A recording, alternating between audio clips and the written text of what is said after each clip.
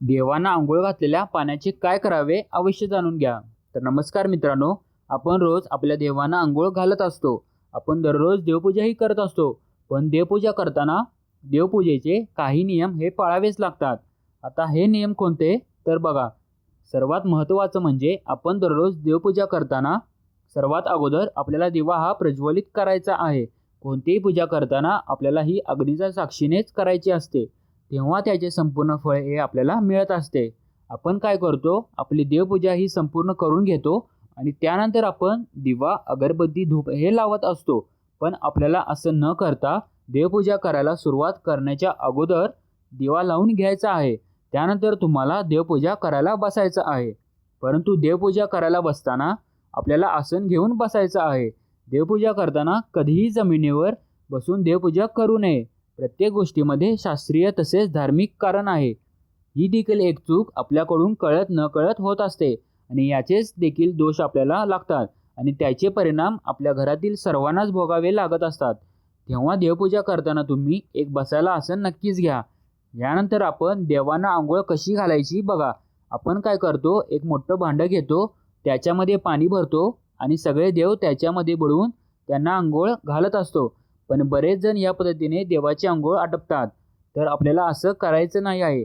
तर आपल्याला देवांना अशी आंघोळसुद्धा घालायची नाही.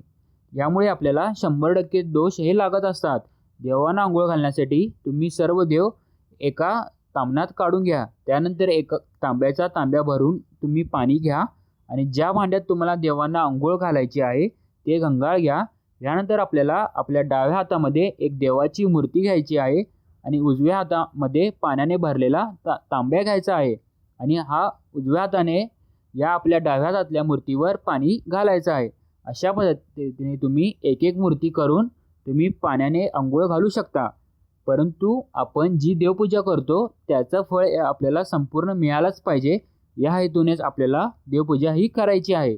यानंतर बघा, आपण जे देवांना आंघोळ घातलेलं पाणी जे आहे ते पाणी अजूनही बऱ्याच ठिकाणी तुळशीला घातलं जातं. तर आपल्याला चुकूनही चूक करायची नाही आहे. तुळशी मातेचं एक स्वतंत्र पवित्र आहे. ती एक स्वतंत्र देवी आहे. माता लक्ष्मीचे दुसरे रूप तुळशी मातेला म्हटलं जातं. त्यामुळे तुम्ही देवपूजा केलेलं पाणी हे तुळशीला कधीही घालू नका. त्यामुळे देखील आपल्याला दोष हे लागत असतात. आता हे आंघोळ घातलेलं देवाचं पाणी तुम्ही एखाद्या मोठ्या झाडाखाली टाकू शकता. तुमच्याकडे फुलांच्या किंवा इतर झाडांच्या कुंड्या असतील तर त्यामध्ये तुम्ही थोडं थोडं करून हे सर्व पाणी तुम्हाला ओतायचं आहे.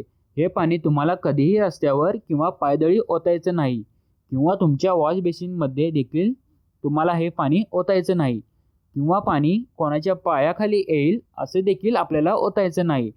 हा माहितीपूर्ण व्हिडिओ तुम्हाला उपयोगी वाटला असेल तर व्हिडिओला एक लाईक आणि चॅनल आणि पेजला फॉलो नक्की करा. धन्यवाद.